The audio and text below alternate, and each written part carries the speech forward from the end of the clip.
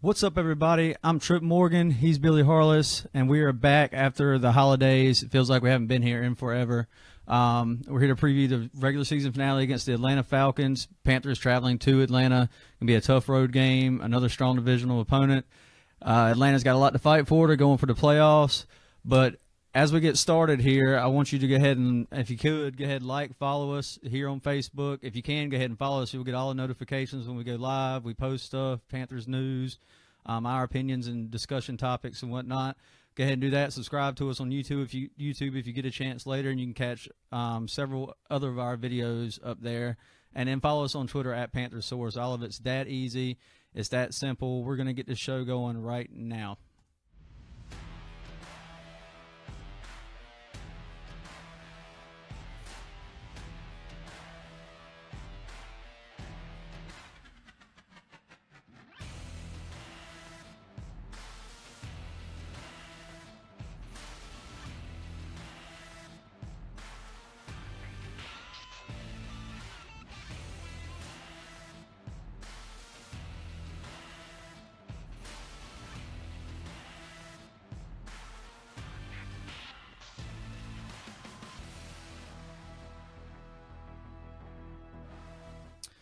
So what's up, everybody? We're back. Billy, how you been? Did you have a good Christmas? We hope y'all had a good Christmas and holidays. Yeah, it was great. Got to go to the beach, see some family, watch a little bit of football.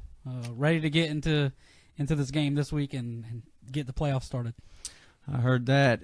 Yeah, we actually you probably noticed we took the post-game show off this week. We had a lot going on. It really feels like we haven't been up here in forever. It almost feels like a bye week of some sorts. Panthers escaped a close game that we previewed before the holidays that we both kind of felt like the Panthers should have control of. And, it didn't go that way, obviously. Tampa Bay came out firing. Defense was missing tackles again. That was some key things there. But we're not here to recap that game. They won. They clinched the playoff spot, at least a wild card. So we're going to go ahead and start previewing the Falcons, who have to win this week to get in. It's a win and they're in type scenario for them. So on home turf, they're going to be looking to defend that. You know they are. We'll jump right into some injury updates here today. Obviously, a key one is Damiere Byrd was lost in that Tampa Bay game. A lower leg injury put him back on IR for the second time this season. Completely different injury, and it's a shame because he was really coming on the last couple weeks. Yeah, when that injury happened, I think I texted you. I said, "Oh, this one's bad." Yeah. Because we were watching the game in different places that day, and I was like, "This one's real bad." And like I said, the last couple weeks we're finding our offense, and then we just lose it, and we're back to the drawing board.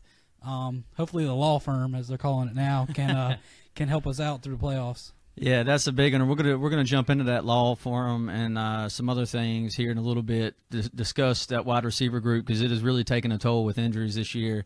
The next big thing I would say is Trey Turner in the concussion protocol. The Pro Bowl right guard just signed his extension this year. He is progressing, and Rivera is optimistic that we actually get him back for Atlanta this week, which would be huge. We've made do without him, but it's nothing like having him back and having that like Tyler Larson, those other guys back at depth for their original positions. And of course, you got Taylor Moton who was behind them, but. So they're optimistic about him. We'll know more about that really tomorrow. Like I said, Rivera's optimistic. That doesn't necessarily mean one thing. He's still got to be cleared. That's the final step. Hopefully we'll find something out about that tomorrow. Some of you may have seen Julius Peppers was out 2 practices this week. That's a rest again. He was also out 2 days last week, came in, had a sack and 2 recovered fumbles. Yep. Defense, as far as pressure goes, got to Jameis Winston last week. So we feel like, they're getting Charles Johnson back from suspension this week. They get Thomas Davis back from his 1-game suspension. So kind of a boost there. I know some people wouldn't say Charles Johnson's a boost necessarily for the pass rush.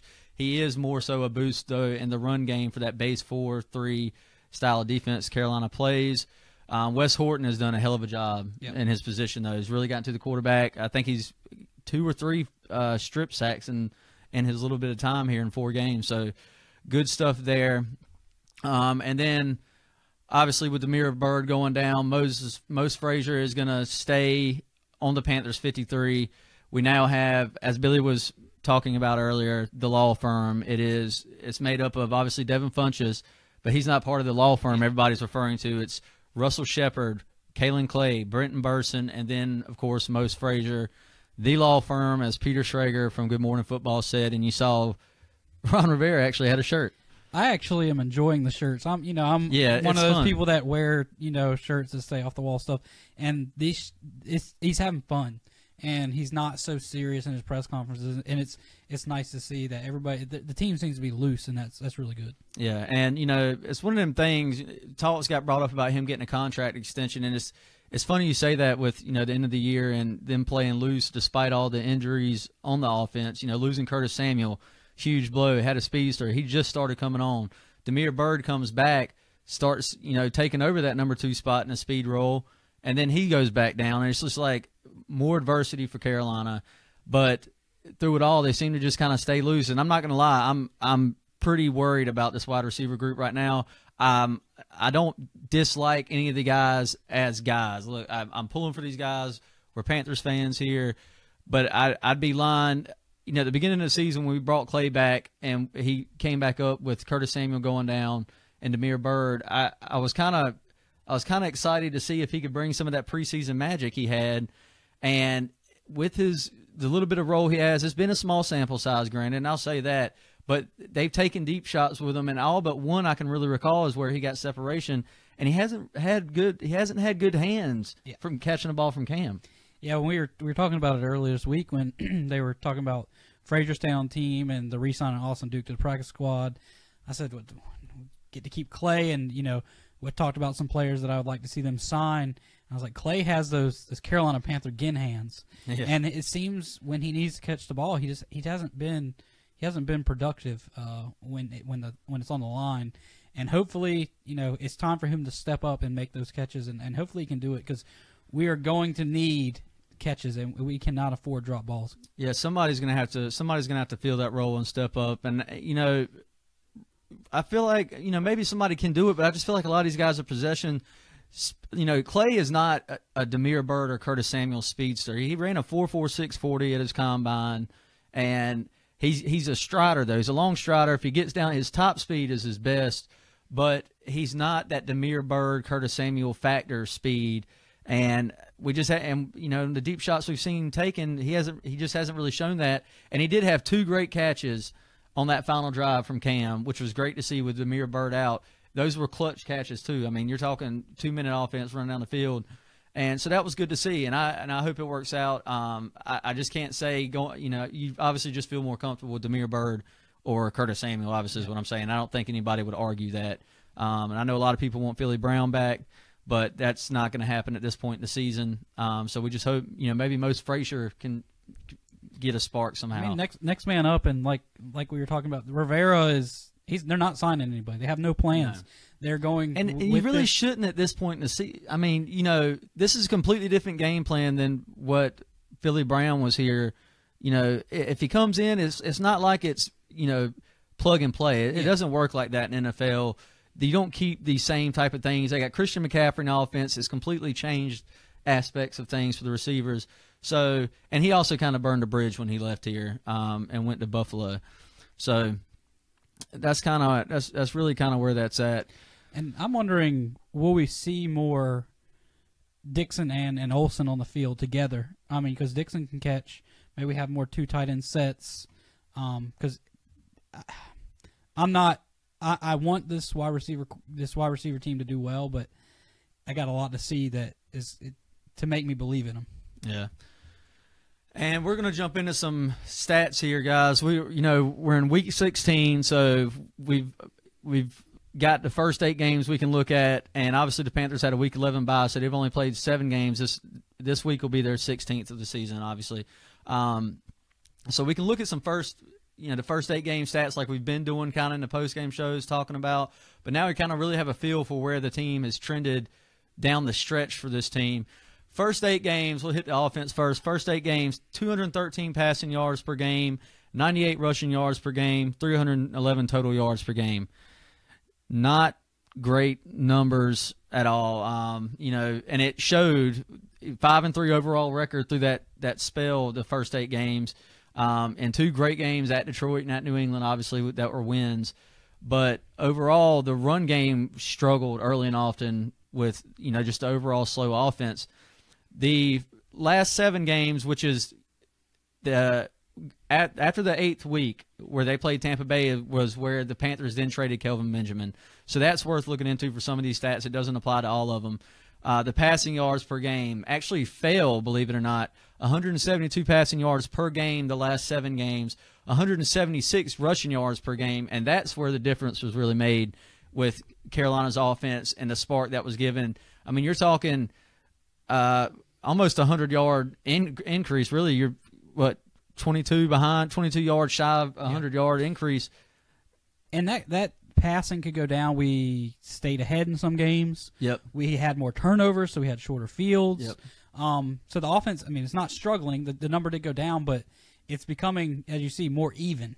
So it keeps the defense a lot more honest, and it's a lot more efficient now. And there were several more chunk plays because of that, run game going on there and a lot of those games.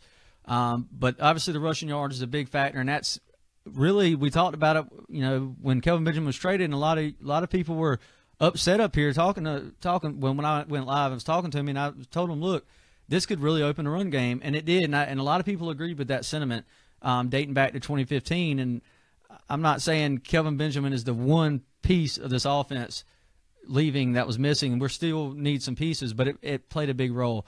And then, of course, 349 total yards per game, an increase of 38 yards over the last 7 games. And then you look at the defense, and it trends in the opposite direction. It goes defense, first 8 games, 182 passing yards allowed per game, 81.6 rushing yards allowed per game, 264 total yards allowed per game. This is when they were staying, 3-2-1 defense in the league, always top 5. Obviously, that rushing yards numbers per game is great. The 182 passing yards per game is great. The overall yards per game, great. And some of this is going to be troubling, but it might not be surprising to a lot of y'all. It's not really to me. I feel like, we've kind of hit on this in post-game shows the last several weeks. The last 7 games, Carolina's defense has given up 270 passing yards per game, going up from 182 the first 8 weeks. 99 rushing yards allowed per game, going up from 81.6 the first 8 games. 370 total yards per game allowed as a defense, which has dropped them to 7th overall in the league this week, from going up from 264 total yards per game. That's an increase of 106 yards over the last 7 games. That's pretty significant. Now, a lot of that it does come with garbage time, and Carolina gets up big. That's a true fact. But in the game, like, for instance, against, Tampa Bay last week, a guy, Godwin was ripping them open on slants with missed tackles. And I'm one to look at how short the field is. At the beginning of the year, we turned the ball over a lot. That could have, they didn't have to go a lot of yards to score. They didn't have to go a lot of yards to score touchdowns. And now we're keeping track of the ball, and we're keeping the ball in our possession, so we're keeping the field longer. It's 100 yards difference. That could be the difference. We got killed in the passing game last week. Yeah. Demolished. I mean, luckily we got out with a win, but we like I said the week before, the secondary was going to be a question, and as you can see, 100 more yards per game, secondary surely is a question. Yep. And I'm jumping into some of y'all's comments right quick because I see y'all are loading them in here. So keep them coming, guys. Keep them coming. Monica Hillian. Oh, sorry. Hey, y'all. Happy New Year. Happy New Year. Hopefully we're ringing it in with a W, because isn't that what they say? If whatever you're doing at midnight is how the rest of the year is going to go. So if we have a W at midnight, maybe it'll transpire into the postseason. I hope so. Hopefully. I think that's what they say. I'm pretty sure. You look shocked like you've never heard it before. I've never heard of it. Okay. I think that's what they say. Anyway, Mike Strib, he's watching the rerun on last Sunday's game on NFL Network. Just skip to the very last play. Let's see. I still like that play, and I'm not one to get real emotional in front of other people when I watch the game, not get real loud, I get mad. Man, I was over here dog sitting for you. I was getting pissed. I was yelling at the damn TV. Like, Well, it wouldn't be cardiac cats if we didn't make it close the whole game and then Cam fumble just to pick it up and say, psych. And that fumble, I was just like, oh, my God. Dominic Davis, we'll be fine. We've stepped up in the face of adversity plenty of times this year. And I completely agree. They've done it in past seasons too. It's just never good when you have to constantly do it. And they seem loose. They seem happy. They seem upbeat. That new wide receiver group is dubbed themselves the Misfits and everything else. They're taking on this role. They're embracing it, and that's good. That's what you want to hear. I'd love to see it on the field. And you look at the other wide receiving cores going into the NFC playoffs, and you look at Carolina's, and it's trouble. You look at it on paper, and it's troublesome. And it's almost the same thing on the opposite side of the ball when we went to the Super Bowl. Wasn't it the Legion of Whom? Yeah, is what our secondary got. Of course, I still say the Legion for about of Whom for the first half of the year. Yeah, anyway. for the first half of the year. Now we're at the end of the year going to the playoffs, and it's basically the same story on the offensive side of the ball. Maybe we go to the Super Bowl again. Let's see, Antonio Carrell. This far in the season, just think of the possibilities if Samuel's injury didn't occur. I'd love to think of those possibilities. I'd also, it'd be nice. I'd love to see him against New Orleans because we're going to get into playoff scenarios, and going to New Orleans is a very real possibility, and it's kind of scary. I think to the future. This team is young, and if we can stay healthy after yeah, we're going to have some really good years. I would hope coming up. Yeah, and look, we still got a great team. If defense is still playing well despite giving up the chunk plays. That's what's really hurt them the most is the big plays. And if the defense can keep getting sacks and forcing turnovers, this offense will make plays. They have playmakers. They do have Greg Olsen, Devin Funchess, Christian McCaffrey. I'm sure they're going to find a way to get him more involved in the receiving game as well.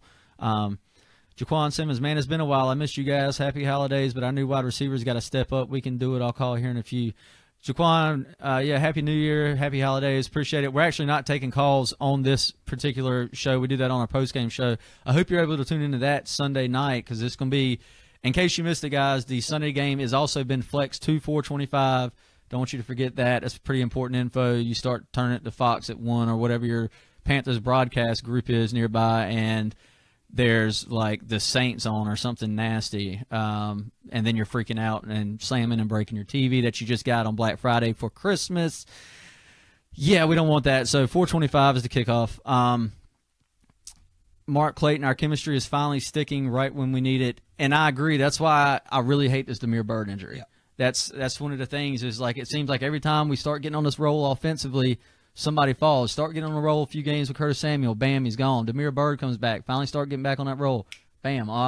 It's been one thing after another. Kalen Clay, go do it, buddy. I'm pulling for you. I don't know from what I've seen. That's all I'm saying.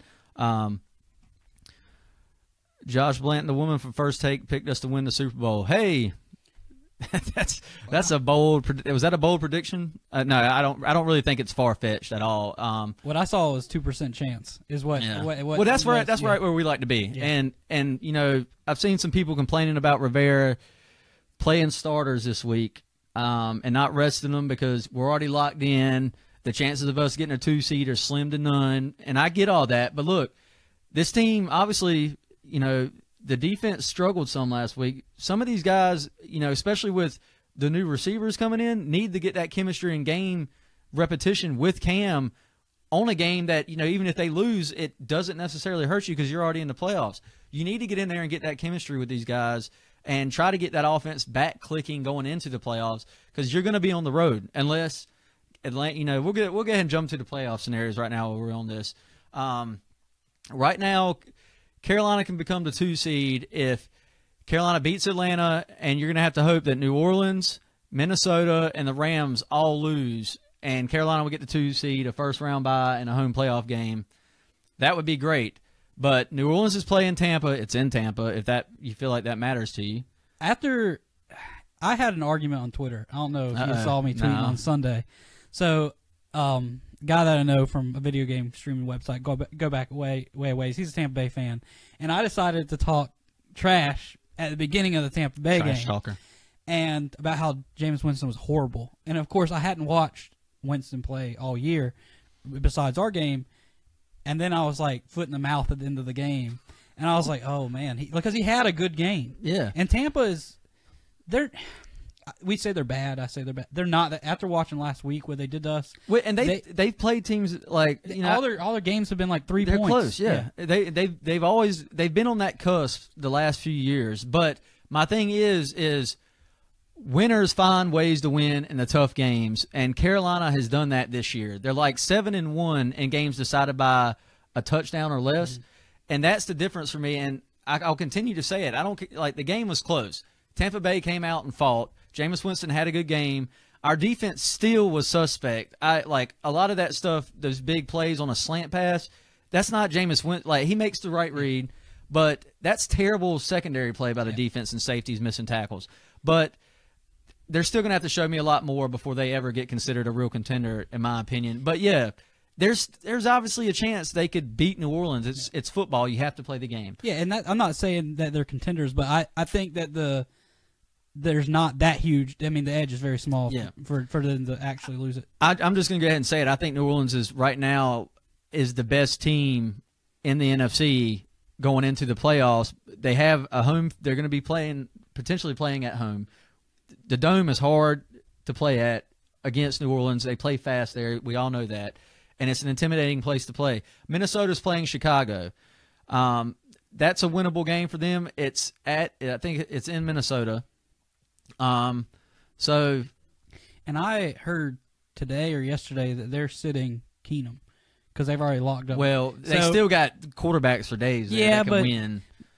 It still messes with the rhythm of the offense. And the same thing with the Rams. The Rams are sitting. And they're sitting. And Garoppolo. Now, this is a game, the Rams and 49ers, I think the 49ers can very much win this game. Oh, yeah, if they're sitting their starters. Because if they would have started Garoppolo when he got on the team, the 49ers could be in playoffs. I mean, he's turned that offense around. Yeah, he came in a little bit late, but he's looked. I mean, he just dropped 44 points on the Jaguars defense that has stifled everybody all year, and it was completely shocking to me. That's the game I think the 49ers could win. And really, if I'm being honest, I hope the Rams do lose because we're going to jump into this right now. At the 5 seed, if the Saints win, Carolina is locked into the 5 seed for the wild card. If the Saints win and the Rams lose, Carolina will not be going to New Orleans. They will be going to L.A. for the wild card round on the road, regardless of what happens if Carolina wins or loses against the Falcons. And if Carolina loses, it also knocks Seattle out.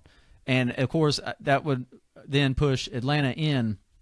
But, if it's up to me, I want to go to L.A. If I'm having to choose, I want to go to L.A. instead of the Superdome. Like I said, I don't want to be any. Of course, we're going to have to play them at some point if we get far in the playoffs and they win. But I don't want to be near Gurley. You've seen what the Saints have done to the Panthers twice this year, at home and in New Orleans. Now, granted, the Panthers didn't play their best games there, but at some point you have to attribute a lot of that to New Orleans. Sean Payton knows this team and defense better than anybody else in the playoffs. 3 times, I don't. It's hard. Yeah, it's hard to lose 3 times. I'm not saying Carolina loses to New Orleans. Yeah. But I'm saying I like our chances against a very less experienced playoff team in L.A. Oh yeah. I was about to say St. Louis. It's still not clicking, guys. It's still going away from me. But I like our chances there. The home field advantage for L.A. isn't nearly what it is for New Orleans. And look, Sean McVay's offense scares. We're picking the lesser of two evils, really, because this NFC is just tough all around. I'm gonna jump in y'all's comments. Y'all rolling through, keep them coming. The Giants were a wild card when they beat the undefeated Pats. Yes, they were, and they lost to 3 teams that ended up playing just like Carolina would have to do in this playoffs, and they beat all of them. Went to play the Patriots and beat the undefeated Patriots in the Super Bowl. It's possible, and look, how sweet would it be if we did that, played the Patriots, beat the Patriots in the Super Bowl, and got revenge in the Super Bowl, revenge against those other teams, and ran the gauntlet with the group that we have right now on offense and the receiving group. It would make for a fun, wild ride. Oh, yeah. I'm jacked up for playoff football. Like I'm ready for this Falcons game, but I'm really ready for the playoffs. I'm going to be in Mexico for 1 week of it, so that's going to be nerve-wracking. The first week? And then the second week. So I'll get to see the first game. Hopefully we advance, and I'll have to watch the other one in Mexico. Back to the comments. Let's see. Oh, y'all are killing them here. Bring them on. Antonio Carrell, that was our Super Bowl year. Win close games last year. We lost them. Exactly. And I can't preach it enough. It seems to be the factor. Last year, Carolina was 2-6 in games decided by a touchdown or less. Injuries on the offensive line last year really killed us. This year, we've stayed healthy there. Hopefully, from here on out, we stay healthy because obviously that's going to be big. Getting Trey Turner back will be big. But, again, I'll say it again, 7-1 in those games, Carolina's been finding the way to win. Yeah. Cam Newton puts the team on his back, even when he fumbles it and gives us all a damn heart attack. Finds a way to do it. That's what we need, and hopefully we can continue that going forward. Jeannie Barnes, do you think the Panthers will beat the Falcons? You ready for the hot takes yet? I don't know. I think we'll go through the comments, and then we'll get we'll jump into that when we get through these comments. Let's see. Mike Strip, I'd rather go to L.A. LOL. I'm with you. We're going to have, it's like Billy said, we're going to have to play these teams eventually, well, possibly anyway, depending on the side you fall on. And that's kind of the way it's lined up right now. Carolina, as of right now, Carolina is going to New Orleans, and the Falcons would be going to the L.A. And that would set up, let's see, the Eagles would then play, would that be actually, I don't even have that pulled up here. It really depends on who wins that sixth, the fourth and fifth seed. If Carolina wins, they would play up. We would play Philadelphia in Philly, and if Atlanta wins, they'll play Philly. If we win and Atlanta wins, we'll play Minnesota. That's how that would work because of the seeding. Not necessarily a full tier bracket there, but if I could have my choice, I'd rather have to play LA, then go to Philly if they can win, we'd go to Philly and then try to advance to the NFC Championship. It's Philly with Nick Foles right now. We talked about it. If Carson Wentz went down, it would be, if anybody loses their star MVP type quarterback, it would change things. Would you not agree? That's probably the best. Well, you could argue the Saints and Rams. I know you have a feeling there, yeah. But going to Philly for the divisional game to get to the NFC Championship. I'm not afraid of Philadelphia. I'm not. I'm not afraid of Philadelphia. I still think we could have beaten them early this year. Yeah, after Wentz is gone, I'm not afraid. Foles is a good quarterback, but he's not Carson Wentz. There's only one man. Their defense. Yeah, their defense is good, but the one person that I'd be afraid to play, and that's the LA Rams. That's Todd Gurley, because we have trouble stopping passes to running backs. We have trouble with shifty running backs, and he's just. This year, and that offensive line is one of the top in the leagues right now. Yeah. It would definitely, like I said, Sean McVay's offense in general, the way he schemes things, such a young coach, it scares the hell out of me as well. I just know New Orleans, to me, right now, is the best team with Wentz out now.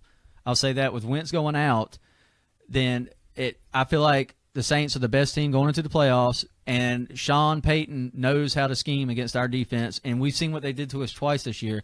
I'm not saying we can't beat them. Yep. I mean, obviously we've beat them in the past. But we haven't beat them with Alvin Kamara, but the games they've lost were to the Vikings, the Patriots, and the Falcons, and the only reason they probably lost to the Falcons was Alvin Kamara was out in the first drive, and their offense struggled. So it's going to be interesting to Trey Poole, I believe a couple weeks ago you told me we couldn't clinch a playoff spot. Suck it. I don't know. I think what you meant is we couldn't clinch we couldn't clinch that week. Yeah, that week by winning. Yeah, because we've always said it was going to be the final, at least the final two games, probably this game, but they did it, and they got a little help along the way. So look, I'm glad if we did say that, I'm glad we're wrong, Trey. I love eating that kind of crow. Yep, first seed plays. Just remember we played those Rams before. No, 2003. Yeah, that's true. Actually, we played them. We beat the Eagles in the NFC Championship game that year. Whoa, that would be wild. Yeah. You beat the Rams in the wild card. You go play Philly, beat them in the divisional, and then of course you'd have to play either the Saints, Falcons, or Minnesota in NFC Championship. But then you could potentially play the Patriots again in the Super Bowl. That'd be kind of crazy, coinkydink, tough NFC this year. Vikings, Saints, Rams, and Falcons all get beat this weekend. As a result, the Panthers will be number 2 seed with a bye. That would be absolutely wonderful. and I hope you're right. I'm more of a realist. I don't see it happening, but look, I'll be the first one jumping up and down on the post-game show and I hope y'all are bombarding us with calls then because if that, I'll tell you what, if Carolina gets a 2 seed, I will wear a Superman onesie pajama suit on the post-game show this week. That will happen. You can mark it, write it down, do whatever. I've got it'll happen. Don't worry about it. So, which also reminds me, guys, look, I started this site back in June of this year. Popped up the Facebook page and everything. We crossed over 2,800 likes on Facebook a day or two ago. I don't remember exactly which day, but a day or two ago. Last week, we hit over 3,000 follows, which is the big thing because that's where you get notifications on the Panthers, on our Panthers news, our discussions, our opinions, our videos, live feeds, analysis. We crossed over 3,000 follows, and I want to thank y'all enough. If my goal, honestly, this year was by seasons, after the season wrapped up, going into the off season, to have at least 3,000 follows or likes. Y'all have hit that mark, and we're climbing at like 100 a week nearly, and it's fantastic. I can't thank you enough. I'm glad y'all are enjoying the content. And if you haven't already, and you're tuned in, you haven't already, go ahead and follow us right here on our Facebook page.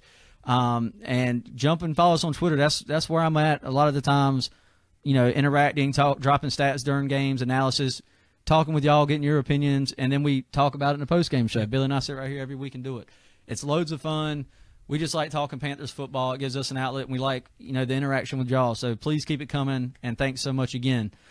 Billy, my man Billy, Hot Take Billy. That's going to be your nickname from now on, Hot Take Billy. What's your prediction going for the Falcons game? What do you see with this team looking to get into the playoffs? The Falcons, that is. Is Julio Jones completely healthy? No, and I don't think he's been healthy the last 2-3 years. Honestly, yeah, he's had foot issues, but he says he feels great. Feels great. But all it takes is one toe catch on the sideline. Yeah. Like I said last week, Evans was my big target to go after. Julio Jones can have those big games, secondary with missed tackles, miscommunication, giving up big plays. I think the Panthers can pull out a win. I think it's gonna be close. I'll give points. 21-17. Okay. And close to the last matchup actually. Panthers won 20-17, and Carolina got lucky in that game on a couple of plays. Julio, obviously the drop touchdown. You don't ever see that. I haven't ever seen Julio Jones drop a perfectly thrown ball that wide open right in his breadbasket. I've just never seen it. And I'll add, if Julio Jones doesn't have 120 yards, we'll win. If he gets over 120, I think we lost. Okay. All right. That's a good number. That's a weird stat. But that's fair. That's after last week's secondary play, I think that's a fair sentiment. Obviously I want Carolina to win, but I think they lose this game. And I haven't picked Carolina to lose often this year. I actually think I've done it 2, maybe. I was on the fence about 1. But I feel like the Bird injury may take its toll. I think it's going to take at least this week to get that offense back into some type of rhythm with the new wide receivers. Obviously, I hope they win, but this Atlanta team is no slouch. They're 9-6, yes, but like I said, we really got lucky at home against them. We're going to their place. They've got to win to get in. Julio Jones is going to play through whatever he has to help get his team there. And they got Devontae Freeman, Tevin Coleman, 2 good running back group. And their defense is not bad. And Cam and this offense has struggled against their pass rush at times. I just think they've got 2 good corners. If they shut down, Greg Olsen will be a big key in this game because they're probably going to key on him. And I think Kalen Clay and Russell Shepard, that young group is going to have to step up, obviously, to win this game. I think that's really what it comes down to.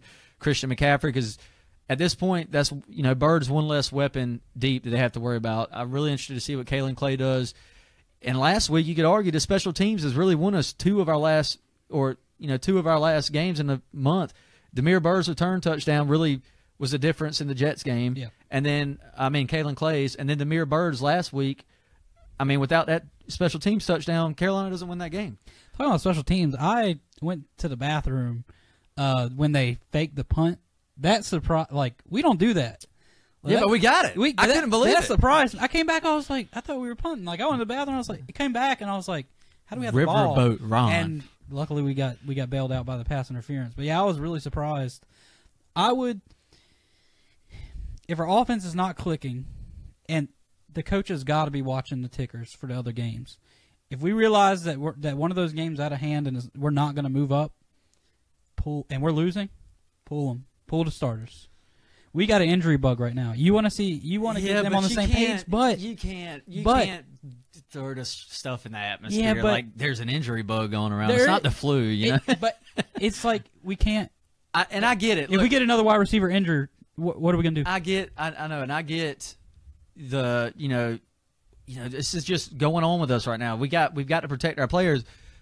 You can get hurt it's just I don't see where that's going to do you any good. You've got to have this chemistry to get this offense back clicking. Yeah. In my opinion, if you're getting blown out towards the end, I wouldn't have any argument against that. If we're losing at halftime, and those games we notice we're not going to go to the second seat, somebody's going to be watching the scores on the team.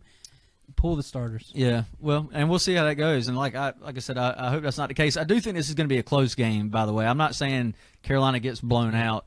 I think it's close. I think it could very easily be that 21-17, 2017, decided by a field goal type game.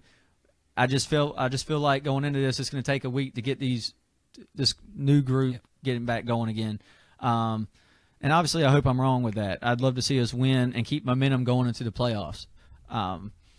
Trey Poole, he immediately lost viewers when he said that. Look, I expect that. But look, guys, one of the things I've said from the get-go is we try to be realist up here. There are times my bias gets in the way. Billy's bias will get in the way. My bias does get in the way sometimes. I picked us to lose twice at the beginning of the season. Yeah. We won both those games. Yeah. I picked us to be blown out by the Patriots. Yeah. So and that's one of the games I picked us to lose, and we blew them out. So look, maybe us picking against Carolina this week or me picking against isn't a bad thing. I ain't gonna say it's worked every time this year, but still, like I said, I try to keep it real. I pull for the best case scenario. I want Carolina to win every game, go undefeated to the Super Bowl. But I'm a realist. I don't really think that's ever gonna happen. We were close in 2015. Seeing y'all drop y'all's predictions down in here. Antonio, 24-21 Carolina. Hope you're right. Do we try and spoil Atlanta or rest everyone? No, we're playing. Yeah, our guys are playing. Rivera said it, and I think it's the right call. Again, I think you go in there, you try to knock Atlanta out. You don't want to see Atlanta. But the other benefit of this is some Carolina fans would probably say they want Carolina to lose this game because it keeps Seattle and Russell Wilson out. You're not going to go to Seattle to play. But Russell Wilson is a nightmare of a quarterback and has been for Carolina and every other team he plays. He's got that magic damn wand where he scrambles in the backfield, makes plays happen, and throws up a Hail Mary, and somehow it falls right to the guy. I don't know how he does it. His luck this year has not been as good, but over the years it has been, and who knows, in the playoffs it might come back. And they can be scary. Not so much on the defense side of the ball this year, but their offense can be scary too. Joshua Blanton, Carolina struggles in Atlanta, let's be honest. And that's true. And actually, I heard my buddy Zach Luttrell of the Riot Report on their weekly It Is What It Is podcast after the Bucs game. Excuse me, guys. And since they've been doing the Atlanta takeover in Atlanta, Carolina is 2-7 in those games. They've been going for 9 years now. Carolina is 2-7 at Atlanta, and they struggled in the Dome under the Cam Newton, Ron Rivera era. I mean, if we're being honest, and obviously those numbers help with that. But hopefully this new stadium maybe shakes that bug. Maybe, like you said earlier, it's a bug thing. Maybe this is a new. Maybe we own the Dome now. We'll see. I hope so. You shut down Julio, but you got to worry about Sanu. Look, Mohamed Sanu is no joke. He's no slouch either. Taylor Gabriel was a damn speed freak. Great guy. I'll just make a joke on Jesse. Jesse, you know about Sanu because he probably was on your fantasy team, right? He's still joking on your fantasy team, Jesse. They do have Thomas Davis back. Our defense struggled without him.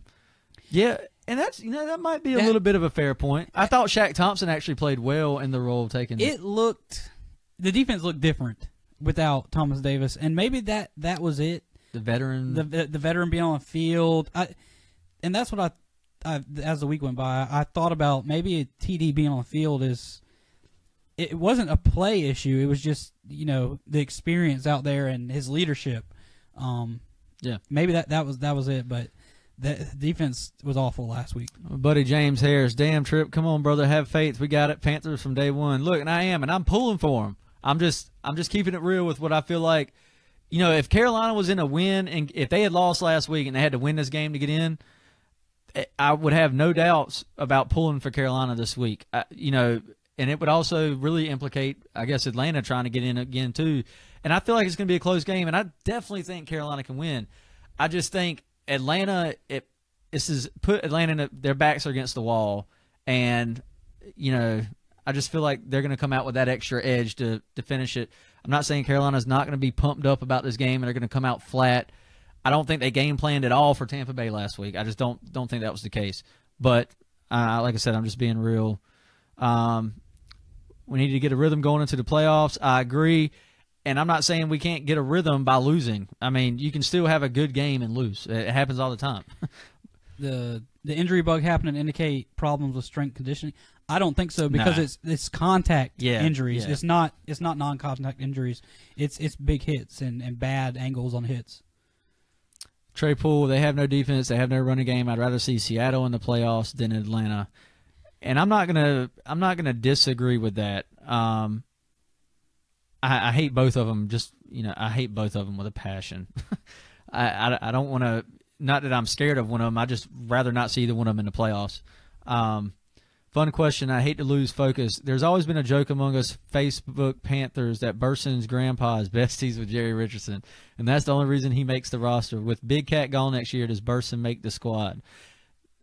No. And my opinion is Carolina will draft another receiver next year because they absolutely have to. I think they got two picks with Kelvin Benjamin, and I would like to see them. They're going to have 2 third-rounders. I'd say I'd like to see second-round pick, but we have to get defensive ends too. So I think either the second or one of those 2 third-round picks, Carolina's getting a receiver. And I think Curtis Samuel's going to be back. Damiere Byrd has shown what he can do. Brenton Burson was brought up because of injury issues. I don't see him. Isn't there a rule like he can't be on the practice squad anymore? That's only if he hasn't played. If he hasn't been designated for 3 games in a season. But he's been in the league longer than 3 years now. So I mean, maybe he practice squad. Leave him as an emergency. He'll always be around there, guys. Yeah, as long as Rivera and them are here. Yeah, he makes catches when he needs to make catches. I'm not hating on him. Antonio Corral said Jericho is going to suit up. I hope so. And the damn guy called it in the Super Bowl. Don't at me, bro. Everybody still hates that damn call. Game changer. It really was. Next play, Cam Newton, sack, touchdown, Von freaking Miller. Anyway, that's salty business right there. So those were our picks. The playoff scenarios. I don't know where y'all are hoping we go. Like I said, I hope we go to L.A. Billy's not scared of the Saints. I'm not scared of them. I don't care about beating the toughest teams through the gauntlet. Get me to the Super Bowl. Yeah. I don't care how we have to get there. I would much rather have the easier path. I mean, sorry, I don't care. But go through whoever you have to go. I have faith. Let's do it. We're gonna try to start with some momentum this week, even though I picked us to lose. I hope I'm wrong. I will eat crow, like I said, and hold the bet. 2 seed. If Carolina gets the 2 seed this week, Superman pajama onesie. This guy. My super bold prediction: we'll win 28-3. 20. Oh, as long as we're not the one blowing it. Yeah. Yeah, we'll win 28-3. Oh, that's fantastic. Ryan Khalil too fragile. Should we look at drafting? That's definitely in the cards there. Sean Newland. Antonio, it was a catch. It definitely was. Are we stuck with Marty Herney? I believe so. Well, new owner, that could definitely change. If Jerry Richardson was here, I think Marty Herney would stay. Actually, in the first year, I don't know that they would. I don't know. I'll talk about that in the offseason. Yeah, he hasn't got a whole season. Like, he hasn't got to get his guy. Like, Yeah. I don't know. I will get into some of that in the offseason. We are looking way too far ahead in 2018. We got a lot of football left here, guys. A lot of football. Again, I'm Trip Morgan. I'm Billy He's Harless. Billy Harless. This is the Panther Source weekly preview. See y'all Sunday. Tune in after the game for the Panther Source post-game show. Keep pounding.